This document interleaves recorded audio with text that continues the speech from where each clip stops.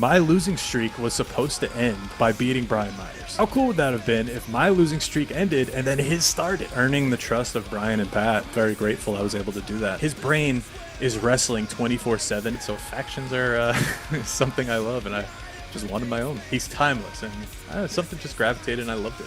It was stacked. I don't know how he pulled it off. I did a spot with the Boogeyman and John Cena Sr. in my first ever. It's been almost 6 years of the show. Our idea is it's a catalog of games, and we're completing the catalog. Kind of sucks that I was on my way out when he was on my way in, because we could have done so much more in Creator Pro. I knew I was done, but I didn't ever say I was done. I mean, I don't want to get into this super quick, but it was kind of like depressing.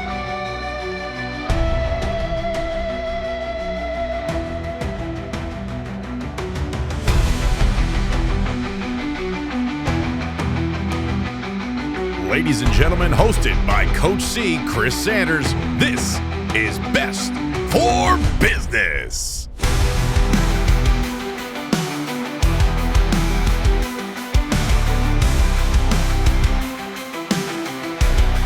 All right, everybody, welcome back to the channel. Another episode of Best for Business. Full transparency, I wanted this guy to be like episode 2 or 3. I don't know if I was good enough yet or what the situation was, but Johnny Clash, man, thank you for joining me for this one.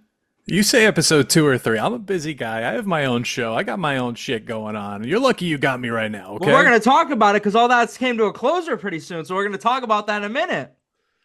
We're going to talk about it, but so I'm here. You, Johnny Clash, I know you don't do many podcasts, but something that stands out is Creator Pro Wrestling, obviously. I've seen the passion for it growing up. My favorite Creator Pro wrestler growing up. For you, what was it about Creator Pro? Because New York has a pretty big scene for wrestling. So I actually started at House of Glory back in 2013. Wow. And I was there, I don't even think it was a year. I think it was 10 months. But it was a good amount of travel time, and I was working late at that time. Like, I started a career pretty much right out of college, so it was hard to take off, and it was hard to put that aside and each and every week go to class the 2-3 times. So I was just going Saturdays, and some days I would get there and they would be wrapping up because I took too long, there was traffic, whatever. So it just kind of wasn't sustainable. And you know, I like those guys. I loved Amazing Red was awesome. Brian XL was cool, and all the guys there were cool. I mean, most of them, I'm sure you've either interviewed or you know them very well, but it just didn't make sense for me to stick around there. And then, I mean, I don't want to get into this super quick, but it was kind of like depressing a little bit to know that it was all like within reach, but you just couldn't get there. And I think I hit my lowest of low, and I knew it was the lowest of low because they had AJ Styles on the show. He was my favorite wrestler. I mean, he's probably number 2 of all time. And I was just not in the right like state of mind being there. Like, I was helping with the ring and all that, but like I wanted to be doing what like Mark Quinn was doing, and I wanted to be Smiley, like I wanted to be that, but I just knew the route I was taking, I couldn't get there. Mm-hmm. So I believe in fate. Fate suddenly came to me in the form of Brian Myers and Pat Buck. I was scrolling on Facebook one day. My friend who actually got me, he kind of gave me the push to do wrestling training from the beginning. He sent me the poster saying, "Hey, is this near you?" And it was Creator Pro. And I was like, that's literally 2 blocks away from where I work right now. So that right off the bat negates one issue that I had, which was travel time from work. Mm-hmm. So it was one of the hardest decisions I've ever made, but I'm very happy that I did it because it changed my life. It changed my career. It changed everything about it. So joining Creator Pro, from the second I walked in there, the first orientation, there was just this presence about it. Not only was like the gym just cool looking, which it still is, it looks exactly the same. We've kept it up. It's clean. The match it featured Anthony Bowens, and they said this guy's only a year in, and he looked incredible. He looked like he was TV ready. The match was a 5-minute demo match, and it looked like what you see now, like on Dynamite. Like, he was just so good that I knew this is the place where I could hopefully get to that level. Wow. So when you talk about it, what was your plan with wrestling? Like you said, you graduated, but you were still trying to balance it. Did you have like an overall goal for wrestling? Like, was it something you just wanted to do on the side, or what was it originally for you? I don't think I really knew, because I graduated. I took a little longer to graduate because I did a few different programs. I had a 9 to 5, like I was just grinding. I was like 24, 25 by the time I started wrestling. And to me, that's kind of getting at back then, at least that was, you're starting late. Like I'm starting with kids who are 18, 19, who are getting it quick, but I didn't really know where it would take me. It was just kind of like a hobby in the meantime where I could figure out, do I want to take it here? Do I want to travel? Like, what do I want to do with this? Yeah. So when you hear 10 years of Creator Pro, man, what does that mean for you? That life goes way too fast, I'll tell you Yeah. that. Like I said, it feels like just yesterday I walked into that gym for the first time, and still to this day, I don't go very often because I don't train anymore. I don't wrestle anymore. But when I walk into that place, it just feels like back to that original time, back to the days of training.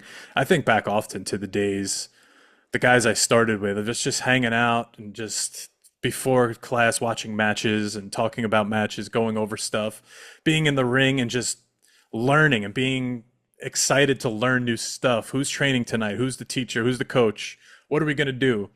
If it's Brian, we're going to learn dropkick. If it's Pat, we're going to learn awesome chain wrestling. If it's Alex Reynolds, we're going to learn some cool lucha spots. Like there was always something for us to do. And like you see the guys, like we are all well versed and you kind of pick and choose, and just being there is just, it just feels still so good. Yeah. So when we talk about outside of the ring, what do you feel like? You mentioned Pat and Brian. What do you feel like are the biggest lessons you learned from those guys? Just keep working. You're gonna get what you put into it, and you see from them, neither of them stopped. Both of them have been dragged down many times, and look where they are now, both of them. Look where a lot of the wrestlers under them are now. You just have to keep working. I tell this to all of the younger students, especially back when I used to be one of the co-trainers years ago. You have to be here. You have to put in the work. And say you're not good at one thing, you're going to be good at something else. And like overall, if you're not good, there's going to be something else you could learn from this. If you want to be a commentator, a ref, like there's always something. Not everybody has that skill to be a wrestler. A lot of people develop it over time, but some people just don't. But if you have the passion, if you want to do it, there's going to be something for you. Yeah. So when we talk about Johnny Clash, you mentioned AJ Styles is your number 2, but I've seen it throughout my whole life. Why was Sting your number 1? What was it about Sting that you love so much? You see this beautiful detail behind me? Oh, I see everything. It's kind of like it's like the Hey Arnold. Yeah. The Helga Pataki shrine to Hey Arnold made out of bubblegum, but not as creepy. I don't know. He's just one of the first wrestlers I remember growing up in the 90s, like very prominently. And I wasn't that big into wrestling till I was maybe 11 or 12. So that was right when the NWO was huge. So I missed all the Sting before that, but I had the Galoob action figure. Don't know where I got it. Don't know how, but it's just something I always saw as a kid. Like I always played with, and I just knew, oh, this is Sting. I just knew who he was. So then when I did start getting into wrestling in WCW, which I was a WCW kid through and through first, before WWF. Before I knew who Stone Cold was, I knew who Kevin Nash and Scott Hall were, even before Razor and Diesel, which is crazy. But I was little. Yeah. And seeing like his transformation, like, wait a minute, that's Sting? He's wearing red and black now? He's got face paint? What happened to this guy with the rat tail in my Galoob figure? So I don't know, something just always resonated. And I thought it was cool that I was able to watch that era of Sting, but then the TNA era, then the WWE era, the AEW, like he's timeless, and I don't know, something just gravitated and I loved it. I know you've done some stuff for your inspiration for your gear and your moves. How come Johnny Clash never did face paint? So I don't know if I ever told anyone this except one friend, but back, I think it was the House of Glory days, I bought from Lucha, eLucha or something, some barbed wire tights. And they had a matching mask, and I was like, I think I want to be a mask wrestler and name myself Razor. And they're like, please, just don't ever do that. RAZR or something. So how'd you think of Johnny Clash? Okay. Are you familiar with e-fetting? Yes. This is going to come up again later because you sent me the list of what we're talking about. Oh, I can't wait to. Okay. We'll talk about this right after this. I was coming up with an e-fed character, and my name is John. IRL, Johnny, John, whatever you want to call me. Whether your family, you call me John. Everybody else calls me Johnny. And you heard it before. AJ Styles is my favorite wrestler. So when I was coming up with a last name for Johnny, I was like, oh, Styles Clash, Johnny Clash, like Johnny Cash. I wasn't even a big Johnny Cash fan. I probably didn't know a single song, but it just flowed. It felt nice. It rolls off the tongue, you know. A lot of people think that I like Clash of Clans, the game. I've never played it in my life, but that's how I got the name. Nice. So let's Simple as talk that. about it. The Natick Wrestling Federation. Back Here we in go. November, I had Jordan Castle on, and he told me all about your first match and everything. So tell me about the Natick Wrestling Federation. I love that promo pic that's still online. Oh my God. First of all, fucking, am I allowed to curse? I don't care. Yeah, absolutely. You got banned from my Twitch chat many times. Yeah, I'm that's allowed to curse here. BS. That's BS. Jordan Castle, man. I am so just happy to see where he is, because when he started e-fetting with me, I don't know if he was e-fetting with a parent or something. He somehow came into our, whatever it was called, our fed, and he was just an annoying little kid. But Yeah. at the same time, like, we loved him. Like, he was like our lovable little brother. So he reaches out and goes, hey guys, I'm doing a show. Would you want to be on the show? And me at the time, this is towards the end of when I'm switching schools and whatnot. I was like, I don't know if that's a good idea, but it's months down the line, so I think I'll be ready by then. I wasn't, but being the graphic designer of the group, which this comes into play many times, people ask me for stuff. And he asked me for the poster, and it was a charity show. I was happy to work that all out for him, and it was such a cool show, such a cool moment, because it was my first indie show. I was in no shape or form ready to be on an indie show, but I remember going up to Pat Buck before it saying, like, do you think I should do this? Maybe like a week before, because I was panicking. Yeah. And he's like, well, you know the fundamentals. If you keep it short, like, I think it'll be a good experience for you, which some was, some wasn't. And yeah, I did it. It was a quick match. I didn't know what I was doing. I just played up the New York heel in wherever we were in Massachusetts, which always gets the rise out of the crowd. And I don't even remember the guy's name that I worked, but the most memorable parts were being around the veterans, guys like Anthony Green, guys like the Boogeyman, even Spike Dudley. That show is Typhoon. stacked. It was stacked. I don't know how he pulled it off, but he did it. John Cena Sr. was there. Yeah. I did a spot with the Boogeyman and John Cena Sr. in my first ever match. I'm like, what the hell is going on here? But it was a lot of fun. It was a lot of fun being a part of it. We brought another EFED guy down with us, so he rode with me. It was really cool. It was kind of just like a little reunion. He gave me good advice, and it was stuff I was able to take away with me, while at the same time having my first match, which I'm sure you're going to find and post it with this clip on as you YouTube. talk about it, I'm going to put it all up there. So, And, is Johnny Clash still E-Fed, or is E-Fed like dead nowadays? I wouldn't even know where to start with Okay, finding okay. that or doing that. When I was getting out of e-fetting, I knew, like, okay, when I start wrestling for real, I got to stop doing this, because it's kind of silly. Now, explain to me, because I had a few different versions when I was doing it as a kid. What's E-Fetting for you? Like the cutting promos and all that stuff? Yeah. It was, you would write pretty much a promo, and whoever had the best promo won. There was always favoritism. There was always, I like this guy better, so he's actually going to win. But it was just, it was a way to be in wrestling without wrestling at the time. When we talk about your career, I did a really big deep dive. So I was scrolling through and I see one of the OG group photos of Creative Pro Wrestling. I seen you in there, and right next to you was Max Caster. So do you remember your original first interaction with Max Caster? Max Caster is a fucking weirdo. I love him. I love him to death. He's one of my good friends, but he's a fucking weirdo. He always is. He always will be. He was the quiet guy. He was always the quiet guy.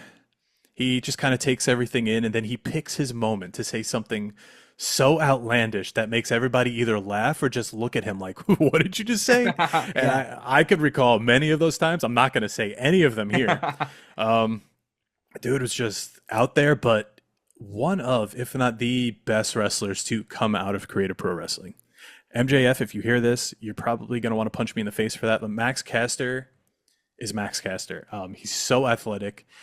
He's so hardworking that I've seen him sweat. I've seen him almost pass out just from not drinking water because you can't drink water during a match. Like his brain is wrestling 24/7. He'll watch matches. He does practice matches. Him and Mark Sterling used to do hour-long Iron Man matches before practice, Wow. which was crazy. Yeah. He just never stopped working. Happy to see where he is today, obviously. I think he could reach for the moon if he really wants to, and hopefully one day he gets that. I mean, he's a great rapper too. Yeah. When we found out that he could rap, this was years into wrestling, I believe, like a few years into. We're like, why didn't you ever put two and two together here and be a rapper wrestler? Like, oh, it's been done before. I don't want to do that. But you can see how it's paying off now. He's great. Yeah. So when we talk about your career, I've known you majority for a singles wrestler. However, how long was your team with TJ Warren? How was that? Oh, man. TJ Warren, that's a name that doesn't get brought up much. Because I remember, this is me being a mark. You did something with Grimm's Toy Show team with him. Yeah, he didn't wrestle very long. He was maybe 2-3 years tops. Mm-hmm. But we wanted to branch out, and we were good friends. We were outside of the ring, so everything translated. We had the same like sense of humor. So we decided to go with this gimmick of world travelers called Valor. And pretty much every match, we were going to be like Al Snow, but a little more serious, where we would come out with a different gimmick from a different location every match. That's Somehow it didn't take off that way, and we just kind of became Billy and Chuck. And I think because the first promo we did was French, and people were like, "Can you guys just do this? Because this is great. Just be the French guys." Yeah. And then eventually we dropped the French. We were just pretty much a Billy and Chuck ripoff with the headbands. And I think our downfall was the name being Valor, and Pokemon Go, I think it was, came out at the same time. And now all of a sudden people were doing like Balor Club shirts that were like Valor Club, or I'm sorry, Valor Club that were like Balor Club. And kind of Valor took on its different meaning in wrestling with all like the Finn Balor ripoff shirts. And I think he might have stopped wrestling a little after that. We were like, you know what? Let's just go back to being ourselves. We're good. We're good. So when we talk Creator Pro, Johnny Clash, the first ever Creator Pro graduate. Now, for you, I'm curious, how long does it take for you to be an official graduate? Because I know it varies on the person. It varies on the person, but when we came in, they told us pretty much if you work hard, the program's going to be 2 years. And then after 2 years, if you get it, then, we'll take it from there and see if you want to keep training. Obviously, I kept training for many years after that. You don't have to sit in like the beginner classes now. You could just do more of the advanced stuff, roll around in the open rings and all that with the more advanced guys, which we could do before, but they get the priority because that's their time, which you have to respect their time. So whether we were just reffing or they would ask us to try a move or something, or the lucky moments where you would be like, "Hey, Alex Reynolds, Johnny Silver, can we work a match after practice?" And they said yes, you would learn so much. Mm-hmm. So when I look at your career, one of the first people I saw in Creator Pro Wrestling, to me, no matter what, you've always been the greatest Creator Pro champion. Now, when you won it, what does that mean to you? Obviously, Creator Pros were your second destination, but you've done so much there. So to win the Creator Pro championship, what does that mean to you? I think that was just a really cool story behind it. Me and Mark put a lot into that. We spitballed ideas for so long. Mark put together an amazing video package where he had a voiceover, and Mark's he does so much. He does everything. He's a great video editor, and he put together this awesome thing. We had a couple months storyline going, which not a lot of people did storylines in Creator Pro. So, and if they did, it was kind of like a maybe a 1 month show to show type thing. But me and Mark, we wanted the slow burn. We wanted the long thing. And I think it paid off. We were able to tell a cool story. We had the last man standing match, which is my favorite match type ever. So I suggested it and everyone said, yeah, go for it. I'll tell you a funny story about that match too. Now, before you get into the match, isn't this the feud that you do like, what was it, like Detention with Johnny Clash or something? Yeah, he did. He did. Damn, you know everything. He I'm used to do his after school with Smart Mark. That was it. Yeah, Smart Mark Sterling or something. So I did like after school detention with Johnny Clash. Yeah, I used to have so much fun editing those promos. But TJ Wilson was actually there at that show, and such like a good learning experience. Brian told him to help us produce the match, which was he's a genius. He knows so much. He's been around. He's done everything. So we were like, hey, we want to do this, this, this, and this. And he's like, okay, that's cool, but maybe throw this in there. Maybe throw this dip in there, and you can get to there at the same point, but you don't have to do A, B, and C, and D to get there. So it was a cool learning experience to learn from him and have him produce a match. I mean, that's a WWE producer producing our title match, which is cool. Yeah. But the funny story is Raleigh Allen, who is literally just a guy that hangs around Creative Pro. The Stallion, Raleigh Allen. We made him a character because he is somewhat funny, or was somewhat funny. I haven't talked to him in a long time. He might not be funny anymore. He was supposed to come in, interfere in the match. I was supposed to throw a chair at him, and the whole day he was covering it up. He was shook. He did not want to get that chair thrown in his face. And I think I was going to RVD it in his face too, like kick it right on the apron, knock him off. That was the payoff. This guy's been torturing me for months. Finally going to kick a chair in his face. So I have Smart Mark in the Scorpion Deathlock, and that's where he's supposed to come in. So I'm looking at the entrance, and nothing's happening. And we're just like, huh. So I look at Mark, and I just go, where are your friends now? And I look at the curtain. Nothing. He's just not coming out. I'm holding Mark in the Scorpion Deathlock in a match where he can't tap out because it's last man standing way too long. Luckily, there's a chair within his reach. He just grabs the chair and he just hits it like ever so lightly where I could like at least get off and we could go to the next spot. But my God. And then he goes, oh, I don't know. I was outside smoking a cigarette. Someone was supposed to tell me to run in and they did it. It's like, dude, watch the match. Like, yeah, you're a part of it. But stuff like that just kind of adds to, the good memories of the stuff we did. So it all worked out. It was a great match. I enjoyed it. I won't say great, but to me, it's one that I go back and watch because it's me and my friend in there doing what we love and killing each other. So, one of my favorite matches of yours. Do you have any stories with that dog collar match with Bronson? That was when I turned heel for the first time ever, yep. I believe, right? Yeah. So I noticed that after my first time winning the title and then doing the boo-rah babyface thing, like I was just I'm kind of bored with this character, not with the wrestling or anything. I was bored with the character. There really was no character. I was just kind of white meat baby face. The crowd was kind of just like, okay, this guy again. I was like, all right, we need to change it up. And I wanted to wrestle more, but I think this is when my neck started being a little So I was like, all right, I think I'm going to go the tag route. And Liam Davis was just coming up and about to graduate, if not soon.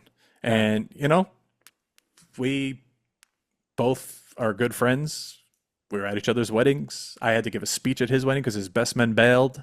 We're just good friends. We have the similar interests. We have similar style, and I thought this would be a perfect fit to get this guy in here, get him shown to the Creative Pro crowd, and work a tag team. So Bronson, another guy who eats, sleep, breathes wrestling. He's a genius. I think one day he is going to be, if not a wrestling legend, at least a wrestling legend producer, because his brain just knows wrestling. He's so smart. If you ask him, what can I do here? He will give you 10 different options and the best one. He's just smart. So credit to him. I think he put majority of that match together. There was some cool spots I wanted to add in and do, and we made it work. And another bucket list match that I had. I mean, I used to watch the Ring of Honor DVDs with CM Punk and Raven back in the day. So to be able to do that, that was so cool. What was it about Liam Davis, you think? I think he was a good heater for me, like a good heavy. Yeah. And we were just good friends outside the ring, and it just clicked, I think. The one thing we really wanted to put over was nobody knew him. So when he finally took the mask off, we didn't want this like grand reveal and then everybody go, who the hell is that guy? Yeah. So we actually did it during a match. I believe it was me and him versus Jack Tomlinson and Bronson. Sounds right, yeah. And just kind of like during a spot, Bronson grabbed the mask and just ripped it, and then they kept doing the spot. So everyone was kind of like, oh, who's that? Who's that? Okay, it's just a guy. So that was something cool. So after Liam Davis, how does Mike Anthony come in? I think he just fit the group. Yeah. Another kid I wanted to put in front of people because I thought he was really good. He's a kid, he doesn't wrestle anymore, but I just saw like potential in him. He had good promos where he was like a crazy guy, just flipped the switch, and he was able to be this like menace. And I don't know. I'm a WCW kid, like I said, so factions are something I love, and I just wanted my own. So was Spite like your baby, kind of? Like the inspiration, the name, and all that? Did you come up with everything? Um, Everything I did, I spitballed off Liam Davis. Okay. So I didn't make a decision on anything on my own. I honestly couldn't tell you who came up with this name Yeah. Spite, but we both liked it. So So when I think of Johnny Clash and tag teams, I'll even say during the pandemic, I think it was, I was preparing for one of the greatest tag teams of all time, Johnny Clash and George Feast. But George Feast couldn't do it, and in comes Shane Douglas. So you said it. Watching ECW, obviously you see the hat. What was it like teaming with Shane Douglas? that was just unbelievable. Yeah. For some reason, I've either tagged or been against so many ECW wrestlers in my Yeah. career, which was awesome. But Shane Douglas is just so much knowledge of wrestling. He was telling us stories about NWA. He was telling us stories, obviously feedback on the match, and just a really good person. And he had great advice, and it was so cool to just learn and work with him. And obviously, that was just an awesome event. Well, I mean, for those who don't know, George is just my podcast host. He is not a wrestler, but it worked into the storyline for the Major Wrestling Figure podcast because we were on the network at the time. And yeah, we whooped off the hot rope's ass. So what about X-Pac? That's earlier in your career, though, right? That was maybe like 2017. Some people 2016, wish they can 17. have like one opportunity like that, and you've had so many. What a career you've had so far. I mean, that's just earning the trust of Brian and Pat. And Yeah. I'm very grateful I was able to do that. But that match, I was doing kind of like the 1, 2, 3 kid gimmick at the time where I was losing every match. So Pat said, let's bring him in and let's see where it goes. I mean, Yeah. you guys could team, but we weren't supposed to win that match. As far as I remember, we weren't supposed to win that match, but he made a case to win that match, so we did. If you watch the video back, I'm actually not the legal man when took the pin, when I gave the pin. Love it. So that's how I kind of like skewed it later on, like, oh, I wasn't legal, so I actually lost. And that led to my retirement gimmick where I would come out every night and say, if I lose this match, I'll retire. Now, here's a fun tidbit. You're not retiring? Oh, I'm retired. My neck is retired. My losing streak was supposed to end by beating Brian Myers. And that's when he got signed to WWE. That was supposed to be his last match. It somehow got switched. I think he ended up wrestling Kevin Matthews. But how cool would that have been if my losing streak ended and then his started? That's crazy. Right? That could have been, that's a big what if of my career. I think about it often. So I remember early on in your career, you were Team Creative Pro, represented WrestlePro. You've had quite a few matches at WrestlePro. Is there any that stick out to you? Or any moments there? Oh my God, so many. Again, a lot of guys I was given the opportunity to wrestle. One of my favorite moments was probably when Cody came in. I believe that was his first match back on the Indies. He gave it to Pat. It was so cool just seeing him there. He took everyone in the back after his match, handed out shots of Jack Daniels for every single person. He gave a speech saying, I recently lost my family, which was WWE. Look around you. This is your family. I still remember. Look at this. Yeah. Look at the hairs. Look at the That's hairs. crazy. And we all took a shot, and Cody was just the coolest. I remember that very vividly because it was just so cool, and it was someone I was able to, without him realizing, build a relationship with later on when I edited his show for a little bit. He had a podcast briefly during his AEW run. It only had like 4 or 5 episodes, but that's just something just really cool to me that I'll always just like hold me. Yeah. The other moment was WrestleMania weekend. I tore my hamstring in a match with Jake Manning and Anthony Bowens, and I think Matt McIntosh at WrestlePro. And I had to work WWE the whole remainder of the weekend. So this happened on Wednesday, I think. I tore my hamstring. Thursday, we were heading to NXT, or Friday, and then there was SmackDown. It was the whole run, all the way to Raw. And I was so nervous. I went to my orthopedic. He was wrapping it up for me and everything, putting stuff on it. I did end up having to work a practice match in the SmackDown ring with Bronson, and I was terrified something was going to happen. I mean, it wasn't a bad injury. I was able to walk. Just it was very hard. I was limping. He protected me. We got through it. I'm an idiot and I should have just said, I'm hurt, I shouldn't do this, but I did it because I'm an idiot. But the scariest moment that whole weekend was being on stage for Batista's entrance. I knew the big ass pyro was going to go off behind me. And I'm on the edge of the stage. Like, I see the fans below me. I'm like, I'm on one leg right now. If this thing scares me, I'm going down. I'm going to stage dive onto these people, and that's going to be my WrestleMania moment. But thankfully, that did not happen. And Bobby Orlando tripped in the entrance, so that took away from everything. So Nice. That's not bad. yeah. So I'm curious, when I look at your career, this is me being a mark for. I remember telling you at the time how cool it was. What was your vision? It didn't last that long, but you had good stories unplugged with Johnny Clash. Yeah, it didn't last very long because I ran out of guests. I pretty much ran through the who's who of the Creative Pro roster at the time of who was there when I was there week to week, and I couldn't keep up with just the weekly grind. I modeled it after an old MTV show. I mean, obviously with the name Unplugged, but even like the transitions I would use, I wanted it to be like an old school thing. And I put a lot of editing into that. That was kind of my intro to video editing and more of what I do today. So that was kind of cool.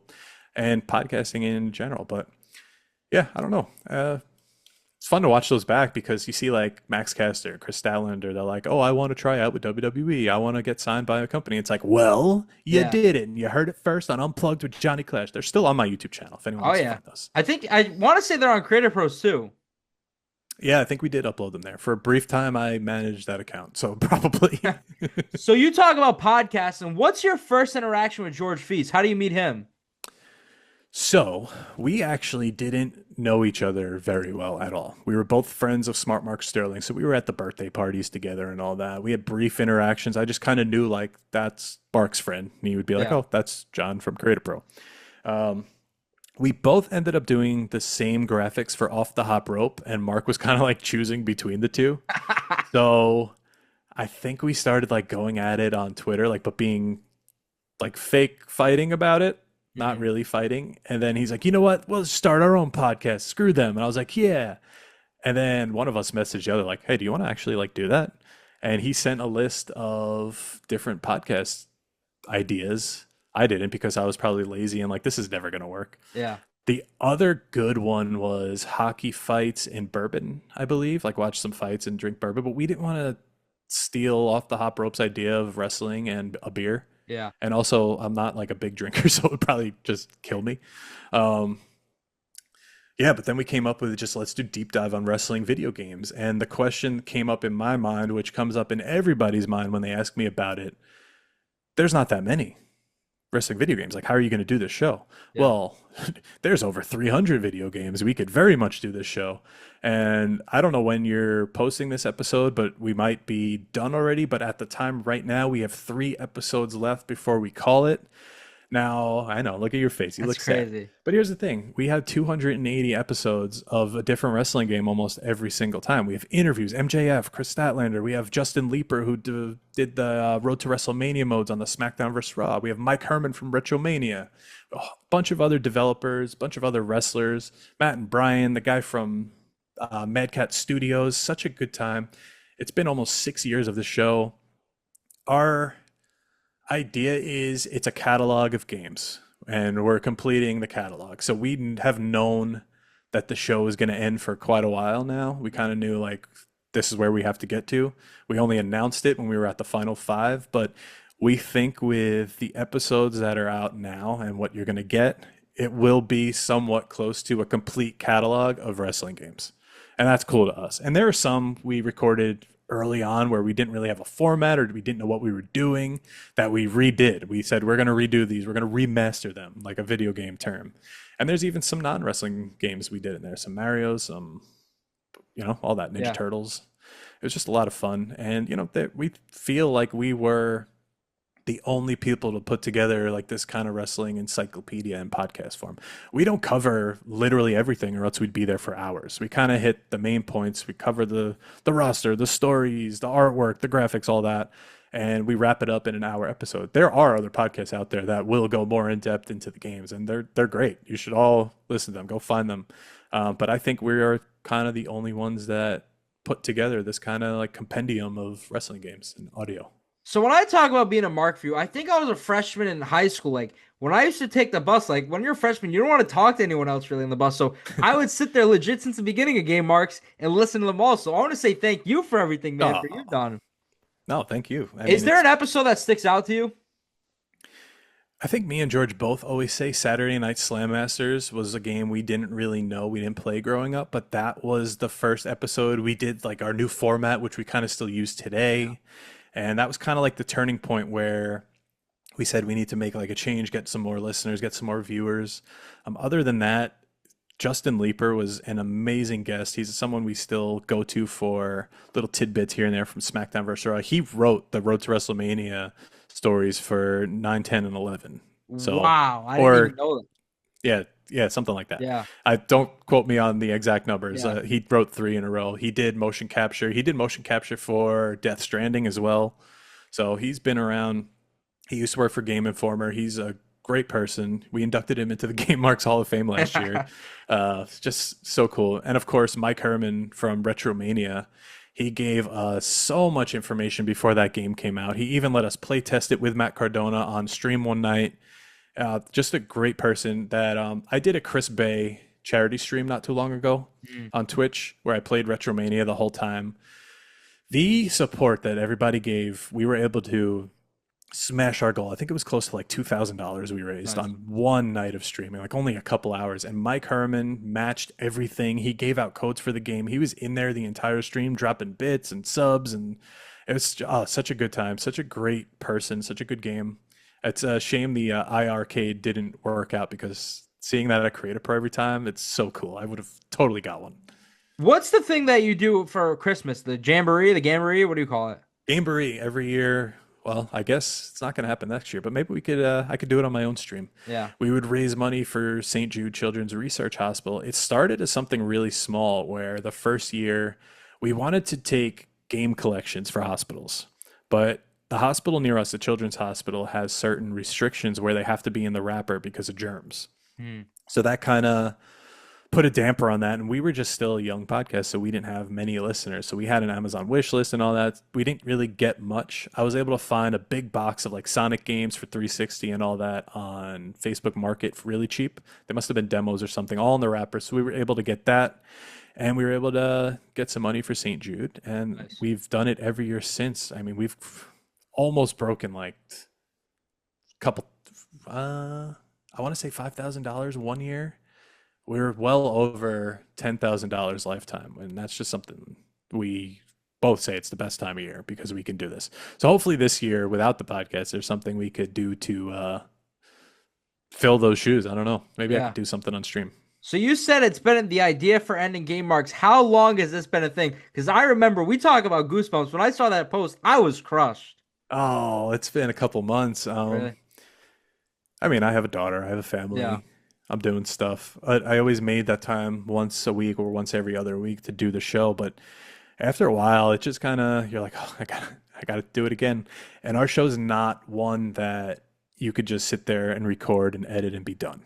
We decided early on from the first episode, we're going to post gameplay on YouTube of every show. So not only are you getting audio, the YouTube playthrough is there, whether it's even just a match or two. Every match is on YouTube. Yeah. So we do that. We set up that. That takes sometimes an hour. If we're having fun with it, it could take even longer. Yeah. Then we have to do the episode. That's another hour, if not longer. Then there's technical issues. Then it's then becomes my whole night after work is doing this show. And then I'm tired. And then George is tired. And then George also has his own obligations. So it just kind of came to the point where doesn't make sense for us to do it anymore. And not only that, there's not enough games for us left to play. Like we could only play Fire Pro Wrestling A through Z so many times before they're just all the same game. So we picked Combination Tag, which is one of the first, if not the first game. And I think the last two at this time are WWE 13 and No Mercy, which is a game we said we would never going to cover because that meant it was the end of the podcast. And here we are. We're covering it. So you'll never do like a special or anything? He'll get mad at me for saying this. I think we should come back once a year and do the yearly WWE game, but I don't think he wants to be held to that. So maybe I could do something on my own. I don't know. Who knows? When does graphic design come in for you? Is that something you've always been like passionate about? I've been doing that since high school, and I've been Nice. doing it professionally since 2011. So it's been a while. I fell out of it for a little bit just because the trends surpassed me. But I mean, I came back into it with a full-time job in like 2012, and yeah, it's been hitting the road since. It's just kind of like now keeping up with certain stuff like After Effects and now AI and all that. So it's a lot. Yeah, I remember. I don't know if you even remember this. I don't know if you just wanted me out of your DMs. You made a logo and it ruled. It was you as a Fortnite character. And I said, "How much for one of me?" And your response was, "You can't afford me, pal." And that was it. That's because I bought that. I didn't make that. So let's talk about it. Johnny Clash's career is coming to an end. But first, before commentary, whose ideas have you managed Leo and GKM? That was my idea, kind of Nice. just FOMO of not being a part of it anymore. And I look back and I'm like, this was so silly and it didn't need to happen. And I'm sure they were thinking the same thing during it, like, why is this guy with us? But my God, they're two just talented guys that I mean, GKM is going to come back from his injury so much better, Yeah. and hopefully he does big things. I know him and Leo both will, whether as a team or individual. They're just two cool guys, and I thought we can make this work. I didn't want to say goodbye just yet. Like I knew going in the match where I did turn on the sweeper and team with them that was going to be my last match for the foreseeable future. I just didn't want to like say it out loud. Yeah. And then I think it was we had Tommy Dreamer and he bailed me over the ropes into the ring as a manager. And my back just went, nope. And I was Yeah. like, you know what? I think we're gonna take some time off here. I'm gonna do the commentary, no more in ring stuff, and that's it. When in the commentary, is that something you've always been passionate about? Yeah, I think maybe I never pulled the trigger on it because I didn't think I'd be good at it. But then being like doing the podcast kind of helped with that confidence and helped with being able to speak, I guess, properly in the Yeah. wrestling terms. And then me and George did a bunch of shows on No Mercy and 2K24. And now I'm doing my own in 2K25 right now on my YouTube channel where we do commentary over fake wrestling, like, GMP. yeah, GMP24, where we're doing commentary over video game matches. So that kind of helped also. I mean, sounds silly, but it Yeah. gets you thinking. You have to think on the spot and do it, especially if you want to do it all in one take. So that was pretty cool. And it was cool of the Major Wrestling Figure podcast to let me, George, and Troy Nelson do FWF, which was awesome because we were able to lose our mind to like Maven and Chelsea and all that. So it was awesome. So you talk about it earlier. What was it like finally to give back in pro wrestling? Like you mentioned, wrestling was always the passion, but to be a coach at one point, and even still in some way, I know you don't wrestle in the ring that much, but to give advice and help the younger generation for Creator Pro. Yeah, I mean, seeing some guys come in, I've said it on many podcasts before. Bobby Orlando was one guy I use as an example because he came in. We always have a joke. If you post the Creative Pro sign outside and say it's time or like for training day one, you never make it. Like those are always the guys that quit. But he did that, and he had this awkwardness about him that we couldn't figure out. Like he was just a weird guy. He's still a weird. Look at his TikTok. He's a weird guy, but I love him. Yeah. But we didn't think he would make it. I've told him this. He knows this. We didn't think he would be anything until we snapped him out of it, snapped him out of the show. We found his character, which is what he is today. Me and Max Caster. We were making him cut promos, making him do this, and he ran with it. He said, okay, he started like getting excited, like, I'm going to do this, I'm going to do this, I'm going to do this, I'm going to bring a goat to the ring. We're like, yeah, do it. Like, it's awesome. And you see him now. I think he is one of the most underrated guys on the indies. And if he doesn't get that ID tag next, I don't know who will. Yeah. Is there anyone else from Creator Pro that you came in that you knew instantly they were going to be a star? I mean, Brian always had the best eye for that. He would always know. Aaron Rourke came in. He was a few weeks in, and he was there every night. And we put him on Cap TV just to take a squash match, just to be someone nobody knew, and to put someone. I don't remember who it was. Just to put someone. It might have even been me.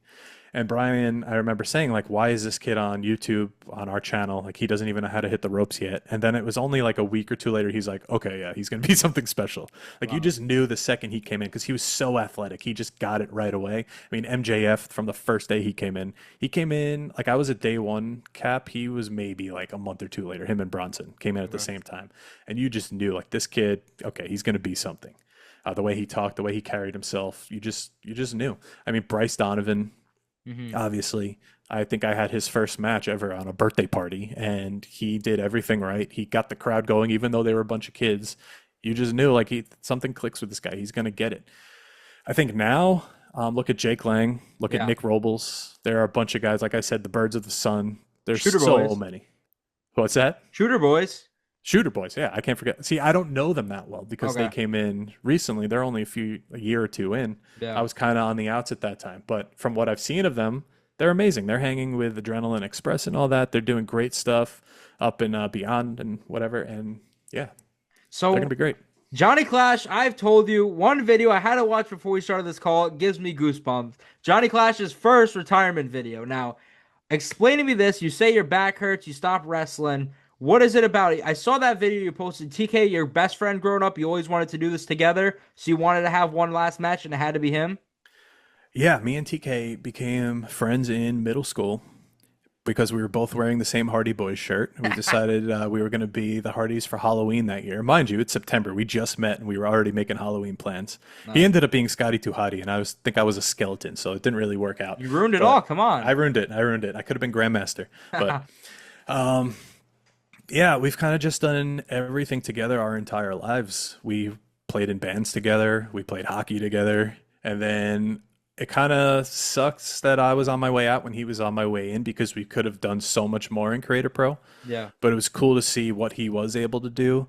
And like I said before, I knew I was done, but I didn't ever say I was done. And saying it out loud was something I didn't really feel comfortable doing yet. Like I didn't want to, but I did. And that's when I was like, okay, if I'm going to do this, it's going to be my best friend because it has to be, right? Like he's been my brother for years. I've best man at his wedding. Like we have to do this. Yeah. Also, same thing like with Liam Davis and Mike Anthony. I think he's someone that the crowd will love, and I want to put him out in front of people and give him that spot, give him that shining moment, and see where he could take it from there. So, yeah, the match came together. The whole day, it was just, I didn't have to worry about commentary. I didn't have to worry about taking down and setting up the music and the stage like I used to. I think towards the end of my actual wrestling career, I was doing too much where the matches were just throwaways. Like I was just there just to have a fatal four-way or a six-man or whatever, that I was like, what am I getting out of this at this point? Like I'm taking a spot away from someone new that could be in these matches instead of me, you know? Yeah. It was just, I just knew that was going to be the last 6 minutes that I was going to be in a wrestling ring, and I was going to make it count. I was going to be in there with my brother, and that was it. And it was amazing. Best day. Now, wrestling retirements Favorite don't day. really exist. Do you really think this is your last match? It kind of has to be. I wouldn't say that yet. Yeah, kind of. The doctors told me a year or two ago when I had like a throat issue, and they took an X-ray, and they're like, you have like stenosis in here, right? And I was like, no, I didn't, but that would explain a lot. It doesn't. It's not that bad yet, but I'll tell you this: the Cap TV before the match with TK, I did. Tag match? Yeah, I did minimal, Yeah. and my whole neck down to like pretty much my left wrist was immobile for the next 2 weeks. And then that brought me to training. I did a training class. Me and TK ran through the match a bunch of times a couple days before the match. I think maybe like the Wednesday, the match was on the Sunday. And for a few days, didn't think I was going to make it to the ring. And I had the electric on my neck. I had heat. I had cold. Like I was doing everything possible to the point where the day came and I was like, I'm good enough. Yeah. Like I was at 6 minutes. I'm going to go out there. I'm taking a few bumps. I could do it. It wasn't until maybe last week I finally felt okay. So to say that I'm going to do that again, it's just not in my best interest. So I'm just not going to. It's my last match and I'm going to keep it that way. I like being on this side now. So I'll put my money on Johnny Clash making a return in like 2 years. However, one thing I want to ask you about your career, because you were kind of ahead of your time for the independent scene. Nowadays, everyone's doing it with AI and everything. But walk me through the process of getting your own custom theme song, because that was so cool, especially on the independent scene. Well, that goes back to TK and us being in bands and all of that. He knows the guys from It Lives, It Breathes who did Will Ospreay's song. They did a bunch now. I can't even name them. They have really cool covers on their Spotify.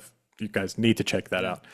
And he's like, I could get you to do a song for you. And I was like, okay, like how much? And they're like, I think, I don't want to give away what it was, but it was manageable. Nice. And I was like, oh, okay. I kind of want it to sound like my current song now, which is Gaia Bleeds by Set Your Goals. And I want to give a day to remember, like Paranoia in there, because those are the two songs that I've used on the indies. Mm-hmm. And man, they knocked it out of the park. The Clash is one of the best songs I've ever heard. Like, you it's needed just to so add cool. another verse. One verse is too much, too little. Yeah, I agree. There's actually a part in there, if you listen closely, where I think they're coughing. It's like, I'm like, wait, what? Like, I don't know. There might be a cough in there somewhere. Maybe that's a little Easter egg they left in, but such a cool song. I love seeing that many companies have used their music. Brian used their music. I got him in touch with them. I got him in touch with Chelsea Green back in the day. I don't think she ever got a song, man. I think that's when she went back to WWE the first time. But yeah, really cool guys. Got to hang out with them a bunch. Got to see them locally. Yeah. So when we talk about Johnny Clash, no longer wrestling, you'll be back soon. No longer GameMarks Pod. However, every Monday, Wednesday, and Friday, Johnny Clash is streaming. So when did that come something? Obviously, you talked about GameMarks Pod. You'd play the games and all that. But you have it nailed. You have a chat. You've built an audience. How did you build your audience? A lot of them come from wrestling fans. The GameMarks Podcast has a tight-knit community in the Discord that we all just hang out. We've talked for years, whether it's music, record. We have a record club. Nice. It's just a fun place for us to be, to talk about games and wrestling and everything else in between. I mean, we have skateboard clips, whatever it is. We've done it. The record club's one of our favorite things. Someone picks a record every week. We all review it. It's really cool. Of course, you've had some bad eggs come in there every once in a while and try to ruin things, but we've done a pretty good job managing it here and there. But a lot of the fans come from that, and I've just built an audience through that. I mean, it's still not crazy where I want it to be, but I think even if I don't have a good stream on Monday, Wednesday, or Friday, I play mostly Fortnite, Split Fiction, a bunch of solo games are coming in the pipeline. My goal is to just get clips that I could post on social media. Love it. TikTok, I love Instagram. That I think it was last week. I got 10 clips from one stream and I scheduled them for the next 10 days. So now everything I get after that is just extra. So I've been feeding off one stream for the clips, and the numbers are just going and going. So I feel like the stream is there. It's the feeder, but it's secondary to the social clips. Yeah. I mean, you guys have a pretty good community. I got banned for testing something out that you asked me to.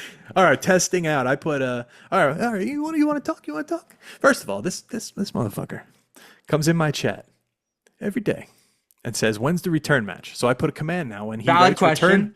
When he writes return match, it comes up with a PSA that I'm not going to have a return match. Yeah, and then I was like, oh, you know what would be cool? If someone types the name Joe Hendry, if his theme song played. Yep. Dumb me didn't put a cooldown on it, and this guy over here just spams it like 10 in a row. I wanted to make sure it worked a few times. All I hear is say his name, and say his name. It's like, oh my God. So one of the mods just said, ban. He was gone. I couldn't go back on the stream for the day I was trying to support, but don't worry. The next day I joined you guys for Among Us. I finally downloaded Discord just for that. Well, you've been in the Discord for about a year now. I didn't realize you could do it on a PS5. Yeah. When's the next Discord? I'll come to get my revenge on whoever banned me. Probably every other Wednesday. I think Among Us is going to happen. So when you look at your career, you look back at everything, the matches before the return now, what would you say are some of the matches for Johnny Clash that define your career? We talked about some of your best ones, Bronson, Sterling, but to you, what are some of the biggest ones to you? I think one of the coolest ones at the time was working for Impact and working for TNA in the six-sided ring. They came to our place in St. James, back where we used to run, and Pat Buck, he might have been working there at the time or working with them. Yeah. He got a few of us on the show. So me, Caster, and Bryce Donovan had a triple threat on an Impact show. It was really cool. Being on the six-sided ring was like a dream come true. I was a big TNA fan growing up, still am. So that was awesome. Every time I had the opportunity to work for WWE was amazing. And I never got to have a match in the ring like on TV, but the segments I was able to be a part of were literally stuff I still watch today because it was just so surreal. Able to be a part of it, Bray Wyatt and all that. Just, I mean, everything as a whole, whether it was the first few matches in the Creator Pro garage for 30, 40, 50 people to filling out Nassau Community College and having a match with Bronson and Alex Reynolds. It's just everything's been just a whirlwind, and you have to like pinch yourself and be like, I actually did that. Like that's something I did. Yeah. Real quick before I get to the last question, did you notice anything like wrestling in the 6-sided ring that you liked or didn't like? I know some people aren't crazy about it. It is definitely harder to take a bump on that because, you know, the ring doesn't cave really. It's very stiff, but so the WWE ring is just so stiff. It's so hard. I don't know how those guys do it every night. Big credit to them. Yeah. The other thing was my footing on the top rope. You're going from a 45-degree angle. Now it's wider. So I put my foot up to hit like a missile drop kick. And I was like, oh, wait, my foot has to go there. I almost missed it and would have face planted. But thankfully, I did not. Johnny Clash, I want to thank you for doing this. I wanted you to be episode 2 or 3, and you told me absolutely not, or sorry, pal, I had to earn myself. However, I've ended every interview the same. The day you decide it's all done in pro wrestling, I'm not counting this BS retirement, but the day you decide it's all done in wrestling, what do you want Johnny Clash's legacy to be in pro wrestling? I guess just being helpful to newer students, trying to help them figure themselves out, but also at the same time, I know that my banner will always be on the wall at Creator Pro Wrestling for many years to come as the first graduate, and I think that's just really cool. Yeah. Johnny, thank you so much for doing this, and thank you for everything, man. I appreciate it. No, thank you. Thank you, everybody, thank you, Johnny, for doing this, and thank you, everybody, for watching this episode. This was Best for Business. Thank you for watching this episode of Best for Business. Don't forget to like, comment, and subscribe. Until next time, because this is Best for Business.